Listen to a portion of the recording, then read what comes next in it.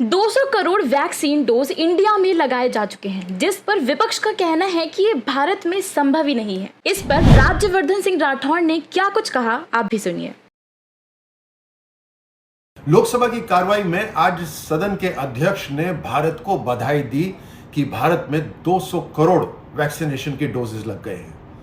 अब 200 करोड़ अगर अमेरिका और यूरोप को भी मिला लें तो इतने वैक्सीनेशन के डोजेस उन्होंने भी नहीं लगाए हैं। इस खुशी के अवसर पर सबने टेबल थपथपाई, तालियां बजाई, सदन खुश था। लेकिन सदन के एक वर्ग में सन्नाटा छाया हुआ था, जैसे उन्हें सांप सूंघ गया हो। देश की खुशी में विपक्ष को अपनी खुशी नहीं नजर आ रही थी। क्या ये आत्मचिंतन का विषय नहीं है? विपक्ष को सोचना चाहिए कि देश जब तरक्की कर रहा है, नागरिक जब सुरक्षित हो रहा है, उसमें उनको खुशी नहीं नजर आ रही।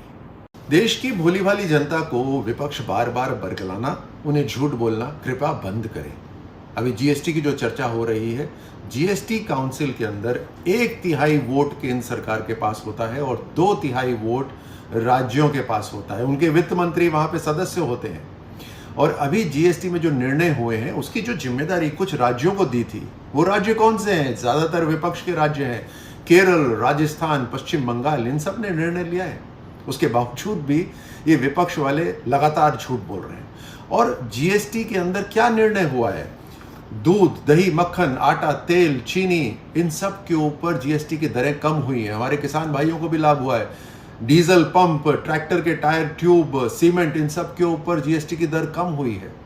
जीएसटी के जो निर्णय हुए हैं, तकरीबन 60 ऐसी चीजें हैं, वस्तुएं हैं जिनका आम जनता इस्तेमाल करती है, उनकी जीएसटी की दरें कम हुई है।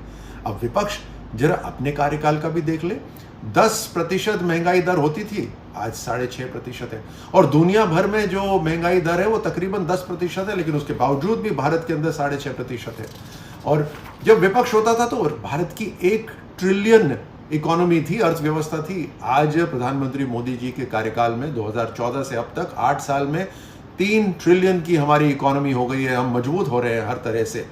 और जिसमें जीएसटी की दरें बढ़ाई भी गई हैं, वो केवल पैकेज्ड आइटम है 25 किलो से ज्यादा। जो खुले में बिकने वाली जितने भी सामान हैं, उन पे कोई भी जीएसटी दर नहीं है। तो कृपया करके विपक्ष इस तरह से ज्यादती जनता के साथ ना करे, झूठ बोलना बंद करे।